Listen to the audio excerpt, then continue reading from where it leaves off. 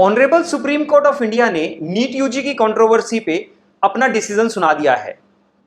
3 जजों की बेंच ने बहुत सोच समझ के और बहुत लंबे आर्ग्यूमेंट्स के बाद यह डिसीजन दिया कि हालांकि नीट यूजी के पेपर में लीक हुआ, बट वो लीक इतना बड़ा नहीं था कि जिसके कारण कि नीट यूजी के पूरे पेपर को कैंसिल करके दोबारा से रीनीट करवाया जाए।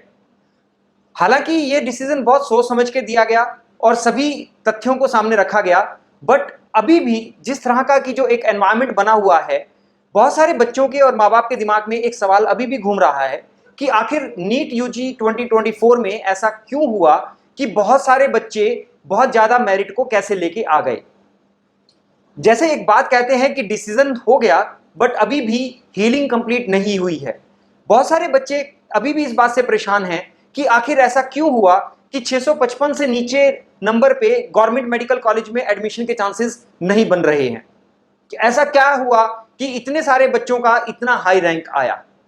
नीट नेविगेटर कभी भी किसी भी डिसीजन को सिर्फ इमोशनल पर्सपेक्टिव से नहीं देखता है।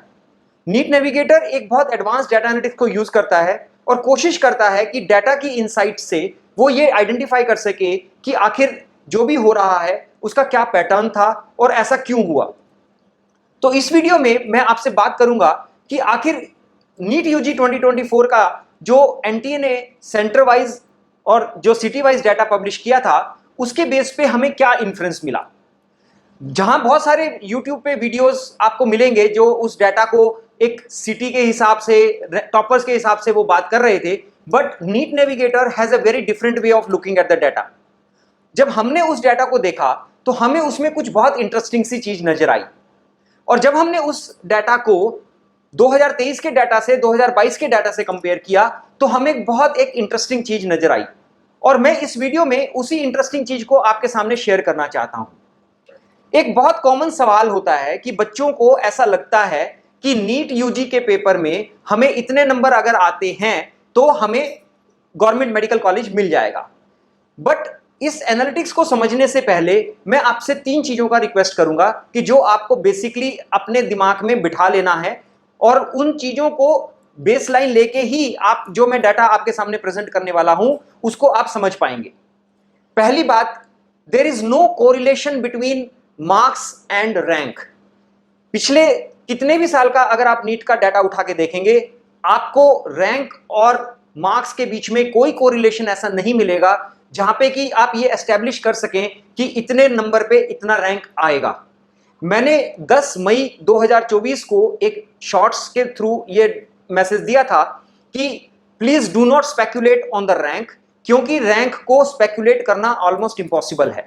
और 4 जून 2024 को जब एनटीए ने अपना वो रिजल्ट पब्लिश किया तो मेरा वो जो डर था वो बिल्कुल सामने बच्चों के दिखाई दिया, जब उन्होंने देखा कि जिस नंबर पे पिछले साल वो उम्मीद करते थे कि उनका 25,000 तक रैंक आ जाएगा, वहां पे रैंक बढ़ के 75,000 80,000 हो गए।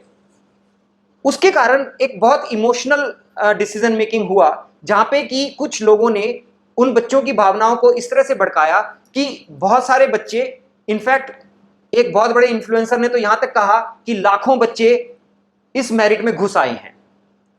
हकीकत यह थी कि हां, कुछ गलतियां हुई जो एनटीए से, उन गलतियों को हम नजरअंदाज नहीं कर सकते, और ना ही honourable Supreme Court of India ने उस चीज को नजरअंदाज किया है। उन्होंने ना ही जो एटम वाला क्वेश्चन था उसके ऊपर एनटीए को स्पेयर किया है, उन्होंने ना ही एनटीए को इस बात के लिए स्पेयर किया है कि वो सेल्फ डिनायल मोड में रहें कि कोई पेपर लीक नहीं हुआ। साथ ही उन्होंने एनटीए को इस बात के लिए भी लताड़ा है कि ग्रेस मार्क्स के ऊपर जिस तरह से एनटीए ने अपना एक डिसीजन को फ्लिप फ्लॉप किया।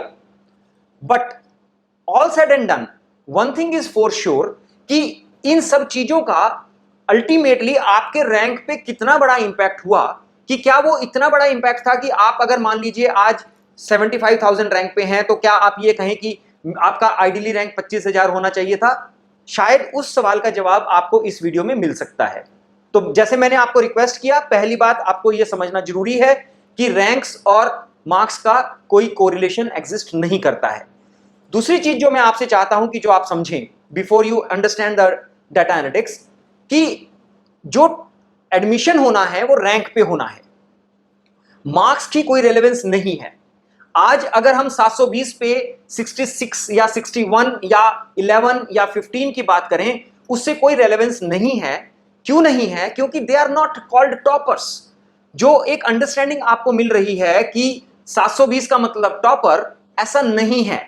एडमिशन के लिए 720 की रेलेवेंस नहीं है, एडमिशन के लिए आपके रैंक की रेलेवेंस है।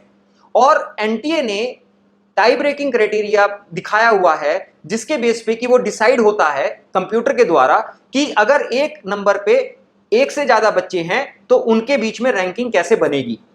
तो ऐसे ही अगर 720 पे 67 बच्चे भी हैं, 66 बच्चे भी हैं, तो it means there are ranks from 1 to 66 in that merit list.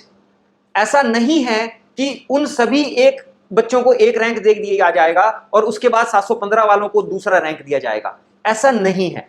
तो यह समझना आपके लिए बहुत जरूरी है कि जो भी एडमिशन हमारे देश में होंगे वो आपके ऑल इंडिया रैंक के बेस पे होंगे। अब तीसरी इंपॉर्टेंट बात जो आपको समझने की है कि जब नीट यूजी का एग्जाम होता है तो वहां पे 180 क्वेश्चन है, तो वहां पे एक बच्चे के सामने 3 ऑप्शंस होती हैं। या तो वो उस क्वेश्चन को जानता है और उसको जवाब आता है, तो वो उसको अटेम्प्ट करके अपना आंसर दे सकता है। दूसरा, उसके पास ये ऑप्शन होती है कि वो उस क्वेश्चन को पूरी तरह से छोड़ सकता है। तीसरा, एक और ऑप्शन होती है कि वो पूरी तरह से जवाब ना भी जानते हुए अपना जवाब वहां पे लिख सकता है, जो अगर गलत हो गया तो उसको एक नेगेटिव मार्किंग मिलती है। जो हमने एनालिटिक्स निकाली, हमने सबसे पहले यही समझने की कोशिश की कि आखिर इतने सारे रैंक्स अब की बार नीट यूजी के मेरिट लिस्ट में कैसे आए। जो मैं आपको अब डाटा दिखा रहा हूं, ये डाटा हमने जो एनटीए ने सेंटर वाइज डाटा पब्लिश किया था उसी से एक्सट्रैक्ट किया है। हमने कुछ नहीं, एक बहुत सिंपल प्रोसेस में हमने ये आइडेंटिफाई किया कि हर नंबर पे कितने रैंक रेंज आ रही है। उस रैंक रेंज को हमने उस बच्चे के क्वेश्चन अटेम्प्ट के साथ मैप किया।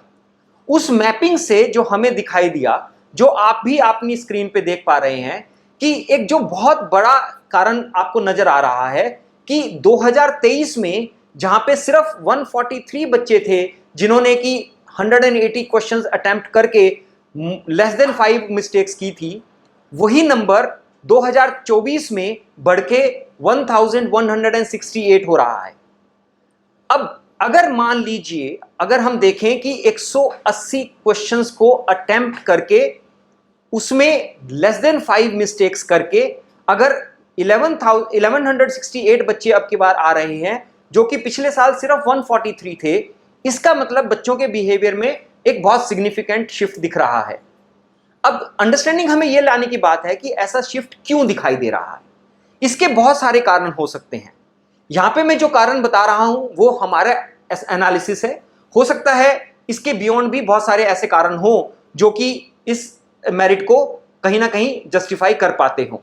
But I think the first reason that I see कि why so many students attempted 100% questions, which is 180, is first of all the paper was very structured. यहां पे मैं पेपर को इजी या difficult के पर्सपेक्टिव से बात नहीं कर रहा हूं, मैं बात ये कर रहा हूं कि पेपर का जो पैटर्न था, जो स्ट्रक्चर था, वो बहुत फेमिलियर था। देखिए, हम किसी भी क्वेश्चन को तभी अटेम्प्ट करते हैं जब हमें उसका जवाब कहीं ना कहीं उसकी फेमिलियरिटी में दिखता है।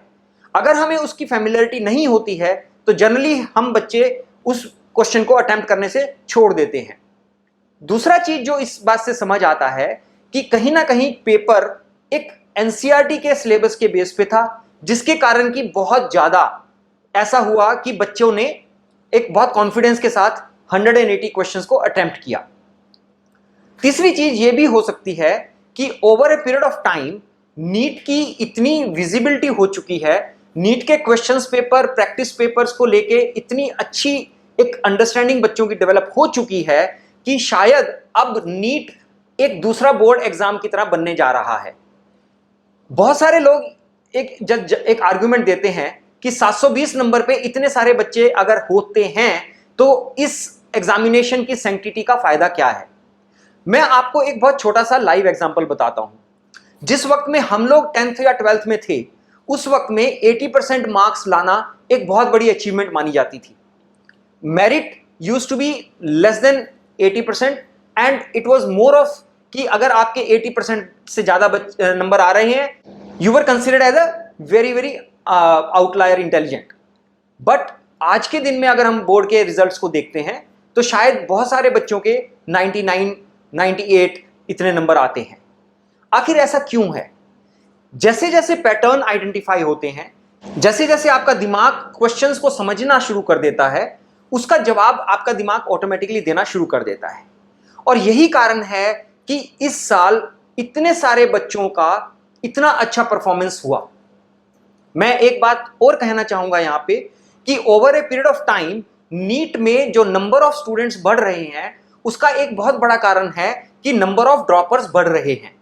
तो अगर किसी बच्चे ने पहले भी नीट अटेम्प्ट किया है और वो बार बार से नीट अटेम्प्ट कर रहा है, उसकी familiarity with the examination pattern of the question is definitely higher, and that is what is maybe leading to a better performance in terms of attempts.